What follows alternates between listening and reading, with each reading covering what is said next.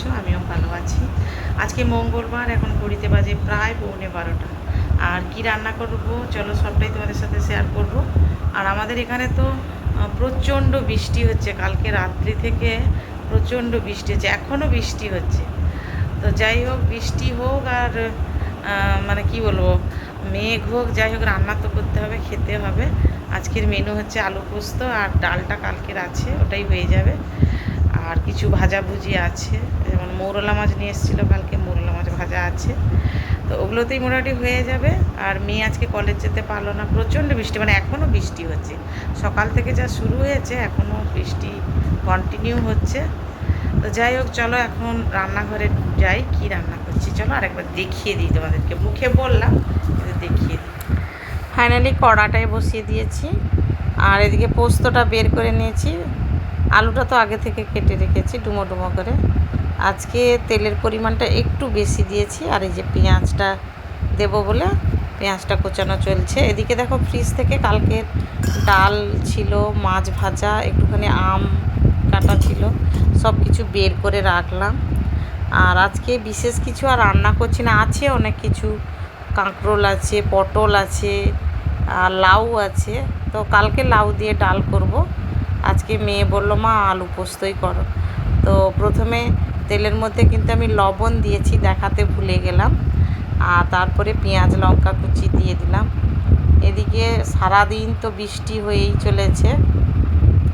আমাদের এই একটা আম গাছ রয়েছে, একটা বলবো না, সামনে গেটের সামনে একটা রয়েছে, মানে বাড়ি থেকে বেরোতে গেলে পাঁচিলের ভেতরেই সব। এই যে একটা আম গাছে প্রচুর আম হয়েছে কিন্তু। আর এই গাছগুলো না, কি বলবো, আমটা আমাদের দিকে না হয়ে পাশের বাড়ির দিকে, মানে বেশি ঝুঁকে গেছে গাছটা আর কি। তো যাই হোক, আমি তোমাদেরকে একটু দেখানোর চেষ্টা করলাম, কিন্তু এত বৃষ্টি হচ্ছে তো তাই ভয়ে ভয়ে ক্যামেরাটা মানে ওদিকটায় রেখেছি আর কি, ভিডিও করছি। এদিকে দেখো, একটা পুঁই গাছ পুরো মন্দিরের উপরে বেয়েই চলছে। তো যাই হোক, এদিকে পেঁয়াজ লঙ্কাটা হালকা করে ভেজে নিয়ে কেটে রাখা আলুটা দিয়ে দেব। আমি অনেক সময় পোস্তে পেঁয়াজ দিই, আবার কখনো দিই না। তো ভালো করে নেড়ে চেড়ে ঢাকনা দিয়ে দেব, দিয়ে তারপরে কিন্তু অনেকটা সময় ধরে করব, কারণ আলুর না সাইজটা একটু বড় কাটা হয়ে গেছে আর কি। তারপরে আমি চলে এলাম সিলে মশলা করার জন্য। মশলা বলতে যে পোস্তটা বেটে নিয়েছি, আর তোমাদেরকে তো প্রায় বলে থাকি যে আমার সিলেই মশলা করতে ভালো লাগে। আরও অনেক কিছু ভালো লাগে, তোমাদের সাথে শেয়ার করি। সবথেকে বড় বিষয় হচ্ছে আমার ভালো লাগে উনুনে রান্না করতে, কারণ আমি খুব ভালো করে জানি, আর তোমরাও হয়তো অনেকে জানবে, একটা গ্যাসে রান্না করা তরকারির স্বাদ আর একটা উনুনে রান্না করা তরকারির স্বাদের মধ্যে আমি বলবো আকাশ আর পাতালের পার্থক্য। তো যাই হোক, আলুটা নেড়ে চেড়ে ভালো করে ভেজে দেখলাম খুন্তি দিয়ে যে 50% সেদ্ধ হয়ে গেছে। তারপরে দিয়ে দিলাম হালকা একটুখানি হলুদ, নেড়ে চেড়ে তারপরে আগে কিন্তু আমি জল দিয়েছি, সিল ধোয়া জলটা দিয়েছি, দিয়ে আবার ঢাকনা দিয়ে দিয়েছিলাম। তারপরে ঢাকনা খুলে পোস্ত বাটাটা দিলাম, দিয়ে বাটি ধুয়ে আরেকটুখানি জল দিলাম, আর একটু ভালো করে নেড়ে চেড়ে আবার ঢাকনা দিয়ে দিয়েছি। ফাইনালি পোস্তটা হয়ে গেছে, এবারে আমি নামিয়ে নেব। আর তোমাদেরকে তো প্রথমেই বলেছি আজকে বিশেষ কিছু রান্না নেই। ভাতটাও হয়ে গেছে, ভাতটাও গড়িয়ে নিয়েছি, তরকারিটা ঢেকলে রাখলাম। তো হঠাৎ আমার মনে পড়লো যে আমাদের মুনু খুব আলু পোস্তও খেতে পছন্দ করে।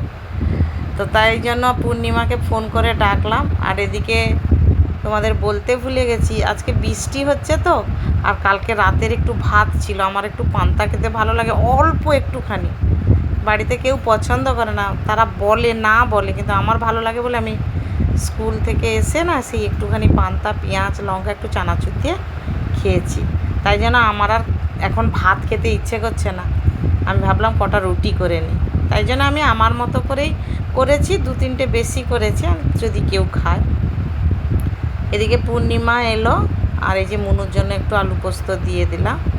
আমাকে পুরীতে গেছে, সেখানে হঠাৎ করে মনে হয়েছে, বলছে পিসি এখানে আলুর দম, আলু পোস্ত করো না।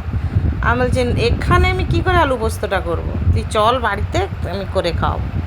তারপরে ওই মাছগুলো হালকা ভাজা ছিল, একটু কড়া করে ভেজে নিলাম, আর মেয়েকে খেতে দিয়ে দিলাম। ও বলছে আমি আর কিছু নেব না, একটুখানি আম নেব, আর এই যে আলু পোস্ত ভাত। আর আজকে ওর বাবারও তাড়াতাড়ি স্নান হয়ে গেছে, ওর বাবাকেও খেতে দিয়ে দিলাম। এবার তোমরা এটা হয়তো দেখে থাকবে যে প্রায় দিনই আমি আগে খেয়ে নিই, ওরা পরে খায়, কিন্তু আজকে আমরা তিনজনে একসঙ্গে খেলাম। ওরা খাচ্ছে দেখে আমি গ্যাসটা পরে মুছবো এরকম চিন্তা ভাবনা করে আমিও খেতে বসে গেলাম। আর এদিকে দেখো ওর বাবা খেতে বসছে, আমি খাবো জানি, মনে মনে জানি যে আমিও খেয়ে নেবো। আমাকে বলছে তুমিও খেয়ে নাও, তা আমি ঠিক আছে। তো আমি এই যে রুটি খাচ্ছি আর ওরা তার ভাত খাচ্ছে।